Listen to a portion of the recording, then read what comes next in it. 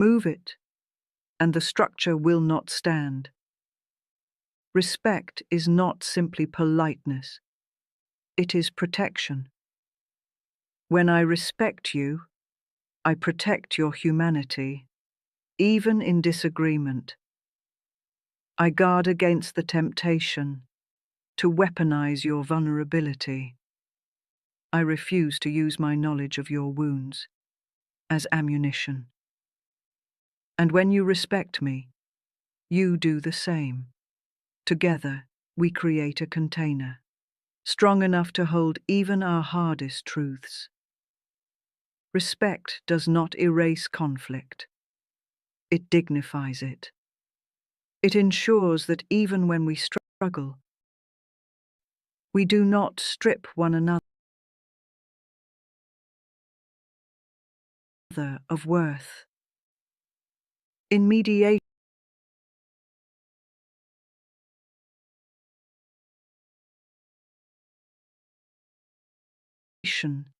I often witness a turning point.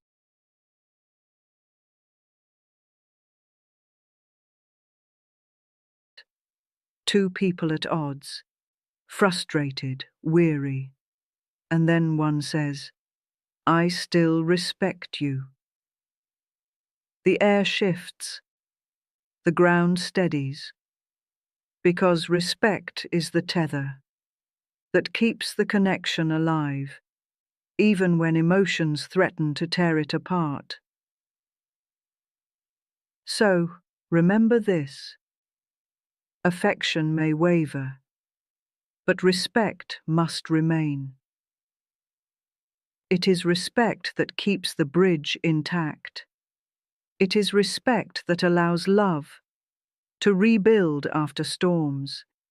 It is respect that ensures the bond is not only beautiful, but durable. Trust is often spoken of as though it were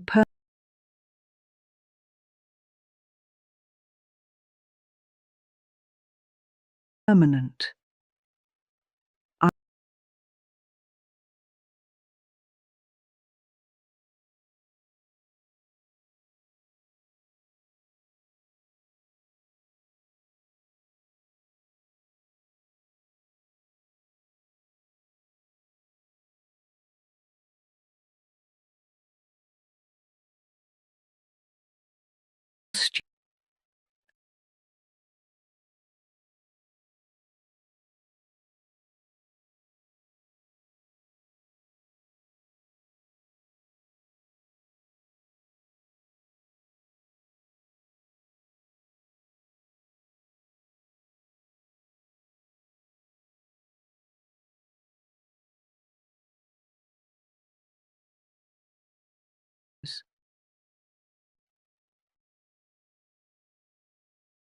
They are the ordinary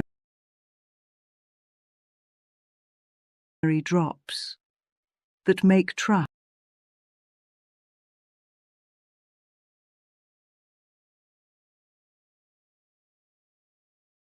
overflow. But when trust is broken, it rarely leaks slowly. It spills, lost in buckets. This is why betrayal feels devastating, because what was gathered slowly is emptied suddenly. And yet, a vessel can be refilled, not in a day, not with apologies alone, but with drops, patiently offered, over time. Trust is fragile, yes, but it is also renewable if both hearts commit to the work. If you want a relationship to endure, tend to trust daily. Not by demanding guarantees, but by nurturing patterns. Check in honestly. Keep confidences. Offer transparency where secrecy once ruled. In mediation, I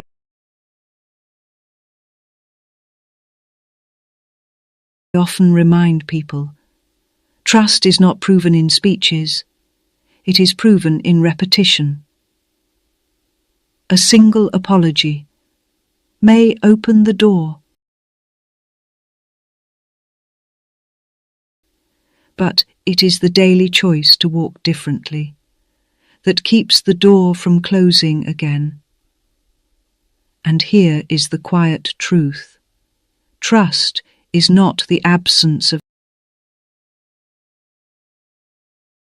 doubt. It is the willingness to move forward, even with vulnerability in the room.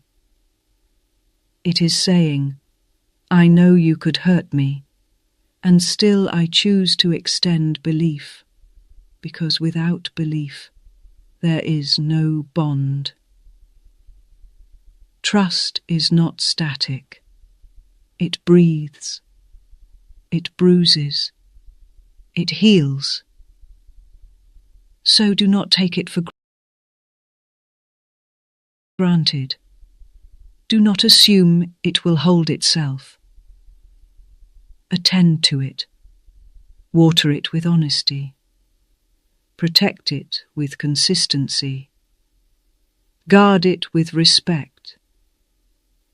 Because trust is the living thread that weaves two stories together, and when it is tended, it can outlast even the fiercest of storms.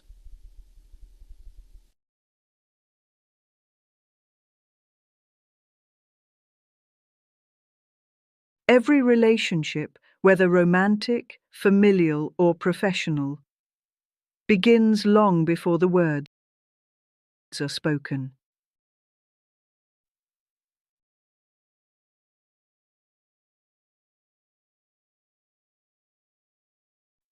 The ground beneath the dialogue.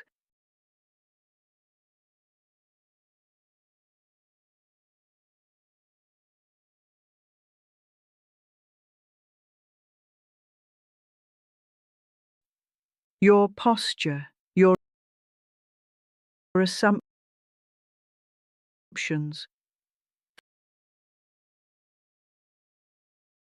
the state of your nervous system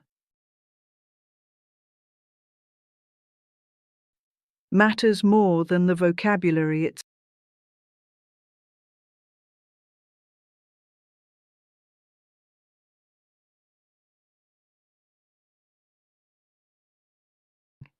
Tense, rehearsing your defense.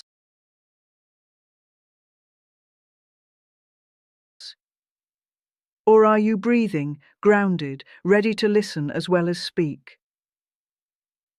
Because the state you carry in is the state you invite out.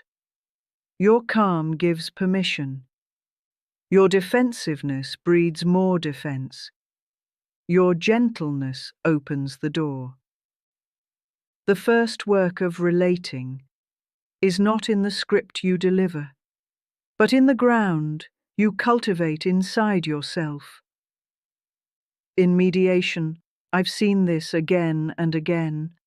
Listening changes the room. Not the performative nodding, not the polite waiting for your turn, but real listening. Listening that absorbs. Listening that acknowledges. Listening that says, I am willing to let your perspective touch mine. When one person listens, the other softens. When both listen, the argument becomes dialogue. And here is the paradox. When you listen deeply, you don't lose yourself. You find common ground. Listening is not surrender. It is stewardship. It is the tending of the soil, so the relationship can grow. So, as you think of the connections in your life, ask yourself, am I speaking to win, or am I listening to understand? Because progress in relationships is not measured by who convinced whom. It is measured by how well we kept the ground, safe enough to return to tomorrow. Most conflict in relationships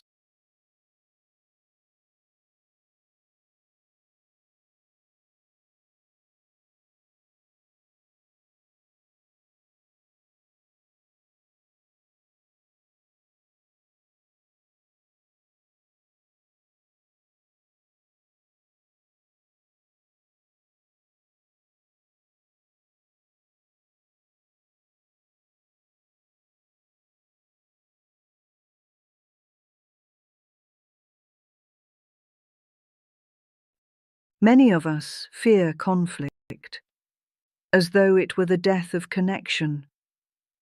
We imagine that if voices rise, if tempers flare, if we disagree openly, the relationship will crumble.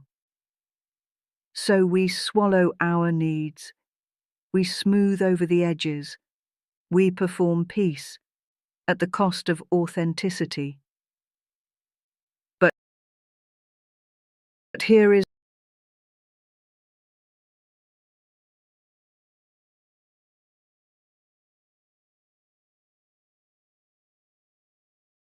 the paradox.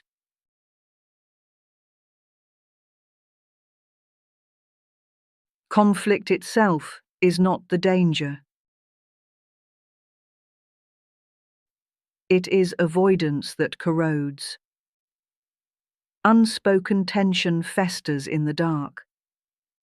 Resentment grows roots in silence. What is hidden always leaks through, often in sharper, stranger ways, than if it had been addressed directly. Conflict, when navigated with care, is not a fracture. It is a doorway, a threshold into deeper honesty, into truer understanding. It is not the presence of disagreement that predicts the health of a relationship. It is the absence of repair. In mediation, I often remind both parties, disagreement is not an enemy. It is a teacher. Disagreement shows us where our values differ. It shows us where our wounds are tender. It reveals the places we long to be understood. When you approach conflict as a classroom, rather than a battlefield, the entire landscape changes. Instead of, how do I win? The question becomes, what can we learn about each other here? And the lesson is rarely about who was right. It is about how you can carry two truths at once. Your experience and theirs. Your perspective and theirs. Holding both is not simple. It requires patience, a slower pace, a willingness to unclench your fists. But what comes through that process is resilience. Because every conflict repaired becomes a new brick in the foundation of trust.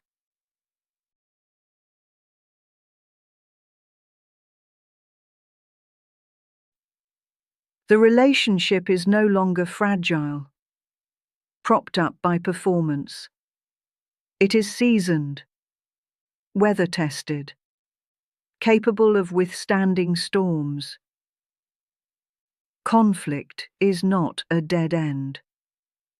It is a door, And when you dare to walk through it, with grace, with patience, with clarity, you discover that the other side often holds more intimacy, not less.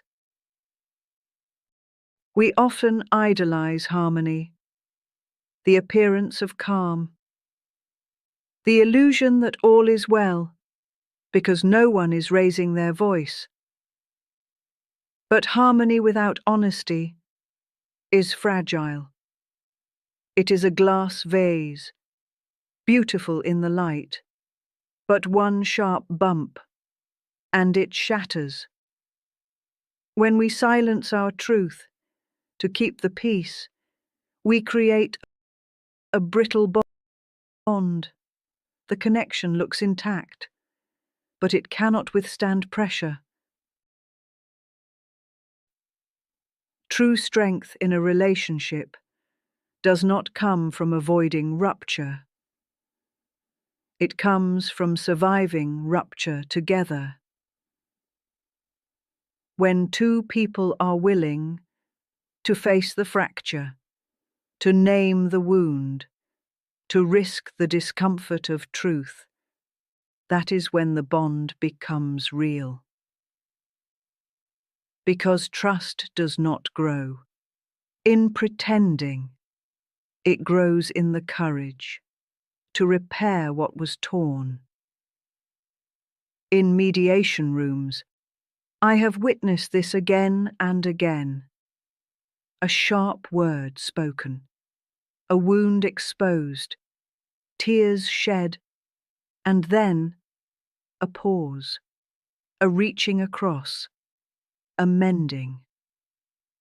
What emerges after repair is not simply a return to before.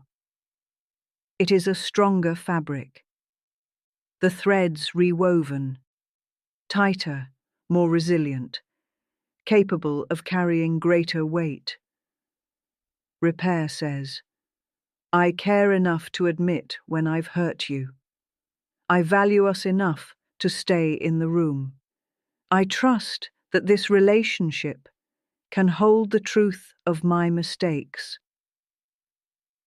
This is how intimacy deepens, not through flawless harmony, but through imperfect honesty that is met with repair.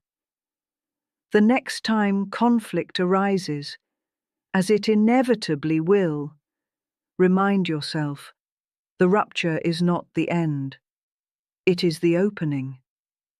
Repair is not a shameful admission that you got it wrong. It is a powerful declaration that the bond matters more than pride. Harmony can be pleasant, but repair is sacred. It is the process by which a fragile connection becomes enduring. When most people hear the word boundary, they imagine distance, a wall, a lock, a shutting out. And because of that, they fear boundaries. They think, if I set a limit, I'll lose love. If I speak my needs, I'll push people away. But here is the misunderstanding. Boundaries are not walls. They are bridges. A wall says, stay out. A bridge says, here is the safe way across. Boundaries provide clarity, where I end and you begin, where I am safe and where we can meet. Without boundaries, connection collapses under confusion. One person feels invaded, the other feels unacknowledged. With boundaries, the relationship has shape. It has integrity. It becomes a meeting of equals, not a muddle of overextension. Boundaries are not selfish. They are the conditions that make intimacy sustainable. Think of it this way. When you draw a boundary, you are not saying, "I don't want you." You are saying, "I want us to meet in a way that honors both of us." That is why I call boundaries acts of invitation. They carve out the safe middle ground where true relating can flourish. A friend who says, "I can't talk after 10 p.m., but I'd love to speak tomorrow," is not shutting you out. They are inviting you into a healthier rhythm. A partner who says, "I need time to process before continuing this conversation,"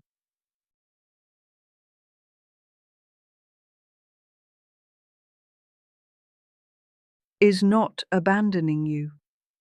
They are making sure the bridge does not break under strain. Boundaries protect energy. They protect respect. They protect the very bond that might otherwise collapse under unspoken resentment. So let this truth settle in you. Every no you offer creates the space for a more meaningful yes. Boundaries are not endings. They are beginnings. They are the structures that allow relationships to endure with strength and grace. When tension rises, avoidance often feels like relief. You change the subject. You busy yourself with chores. You smile politely and tuck the discomfort away. In the short term, it feels like peace. But avoidance does not dissolve conflict. It merely buries it alive.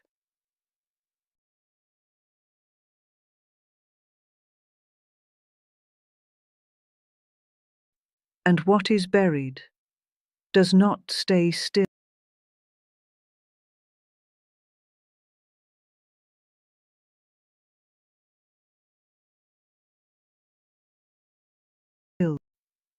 It ferments.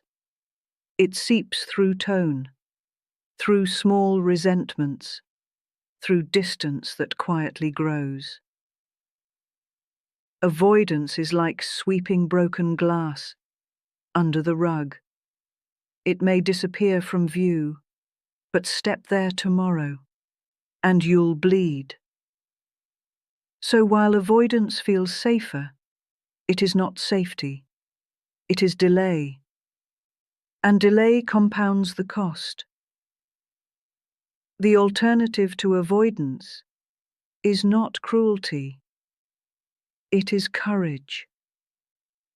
To say, "This upset me. This doesn't work for me. This hurt."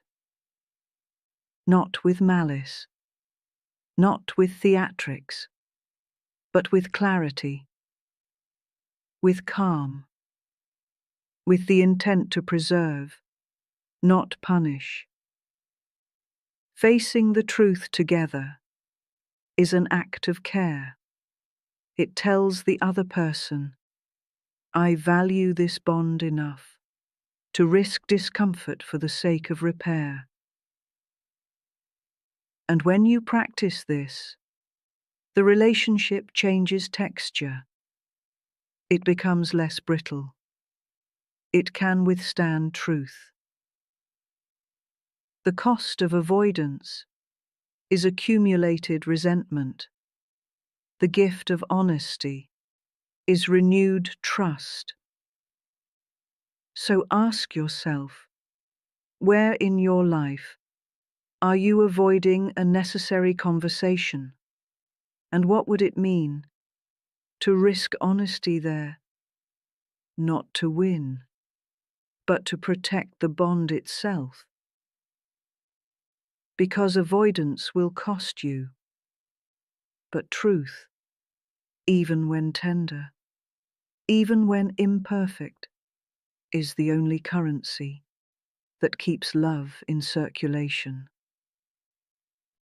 Far too often, we treat compromise as surrender, as though the one who bends has lost. But compromise is not losing. It is choosing. It is the conscious act of saying, I value this bond enough to find the middle ground. Compromise is the architecture of durable relationships. Think of it as two rivers meeting. Neither river disappears.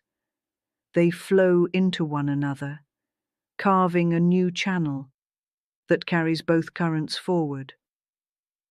Yes, it requires adjustment. Yes, it requires humility. But it is not the death of your needs. It is the weaving of two needs into one shared path. The strongest partnerships I've seen, marriages, friendships, teams, are not those without friction. They are those with the courage to negotiate fairly, to balance give and take, without resentment. Compromise is not weakness. It is relational intelligence. What happens when you refuse to compromise? Every decision becomes a competition. Every conversation a battle. Every interaction a tally of who won and who lost. And in competition, the relationship itself loses. But when you step into co-creation, something shifts. The focus moves from my way or your way to our way. That does not mean erasing yourself. It means bringing your full self into dialogue while making room for theirs. It means saying, how can both of us leave this table feeling respected? Compromise done well is not about splitting everything in half. It is about finding the configuration that honors both people without diminishing either. In mediation, I call this the art of building bridges, strong enough for two truths to walk across. So ask yourself, in the relationships that matter most, are you competing or are you co-creating? Because the art of compromise is the art of longevity. It is what allows relationships to bend without breaking, to stretch without snapping, to endure with grace. Love, in all its beauty, is not enough on its own. I have seen many couples, many families, many friendships cling desperately to the word love while neglecting the practice of respect. And here is the truth: love without respect will falter. Because love is an emotion, brilliant, powerful, but also fickle. It surges and it dips. It expands and it contracts. Respect, however, is a discipline, a daily practice, a choice to honor the dignity of the other, even when emotion is tired, even when affection feels strained. Respect holds the bond steady when passion alone would crack. It shows up in tone, in listening, in refusing to belittle, in choosing restraint over cruelty. Without respect, love can curdle into control. Affection can twist into manipulation. What began as devotion can collapse into resentment.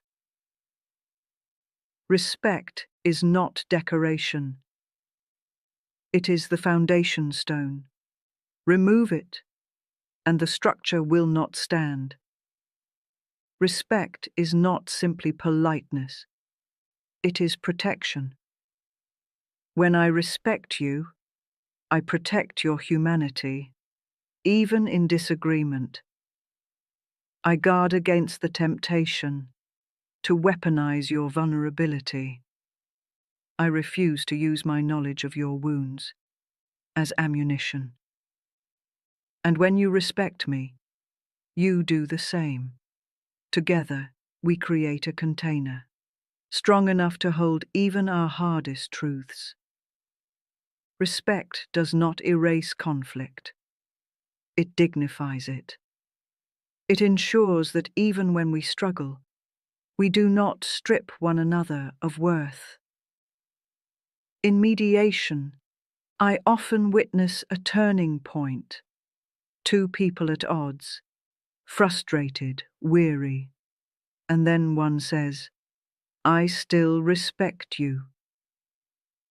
The air shifts, the ground steadies, because respect is the tether that keeps the connection alive, even when emotions threaten to tear it apart. So, remember this: affection may waver, but respect must remain. It is respect that keeps the bridge intact.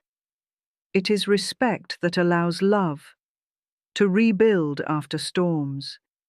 It is respect that ensures the bond is not only beautiful, but durable. Trust is often spoken of as though it were permanent. I trust you, as though the matter is settled forever. But trust is not a one-time declaration. It is a living practice. It is built in drops, through consistency, through honesty, through follow-through. Each small act becomes another drop in the vessel. Keep your word. Show up when you said you would. Speak truth even when it trembles. These are not grand gestures. They are the ordinary drops that make trust overflow. But when trust is broken, it rarely leaks slowly. It spills, lost in buckets. This is why betrayal feels devastating, because what was gathered slowly is emptied suddenly. And yet, a vessel can be refilled, not in a day, not with apologies alone, but with drops, patience,